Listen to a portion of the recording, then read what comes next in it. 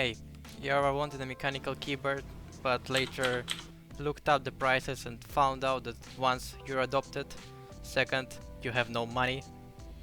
You don't want to be like this. But don't worry, today I'll show you how to make a virtual mechanical keyboard.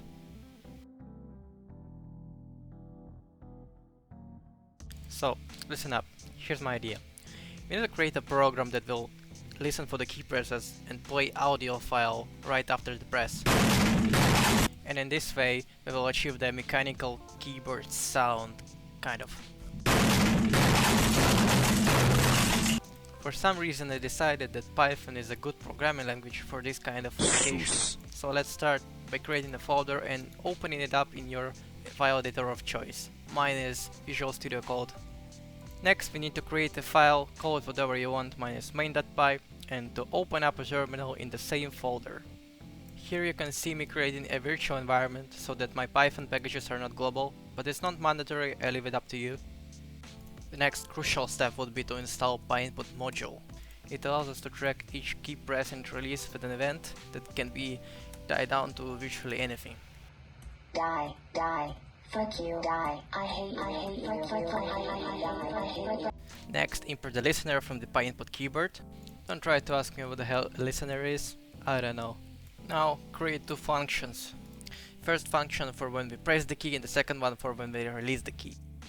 Now join the listener and actually test out our application. It should print out the keys that we're pressing. Yeah, look at this, it works, great. Now, let's continue. Install the play sound package, specify the version because otherwise it won't work. It just plays the sound that you tell it to play, it's that simple. Import it. Next we need to import a function that will choose one of the many files that we imported for the sound to play, so it has some variety, you know. And here are the files that I imported, I will include them on the video description. Next, we create a list of files to choose from, it's that simple, 1, 2, 3, 4, 5, 6. And on the onPress function, we choose one of the files to play, and actually just play it, you know. Also, very important, inside the play sound function, pass not only the file name, also pass the second argument false, because otherwise it will just queue up the sounds and play it synchronously. We don't want that. Okay, now run the application and start typing. And look at this! It works! Shit! Just like a regular mechanical keyboard. Are you sure about that? Okay, no shit, Sherlock, it doesn't sound like a regular keyboard. But I mean, it works! It works! Now, we can make some adjustments to the code so that we have like two modes, and the second one is a little bit cooler in my opinion. It's really easy. We're just importing a system module so that we can access the arguments when we launch our application.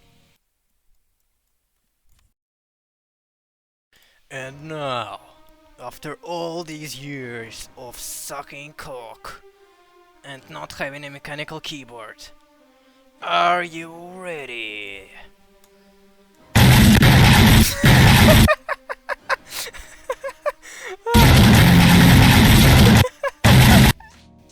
Oh crap, I'm sorry for this one. Here's an example of me actually using this stuff. Okay, wait, sorry, this sounds like shit. Check out this one, this is the normal click sound.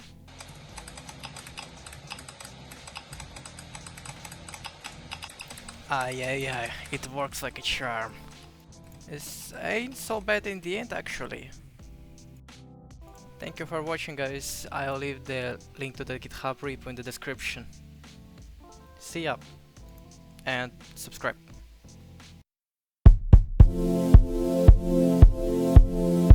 Disgusting. This is awful in every way.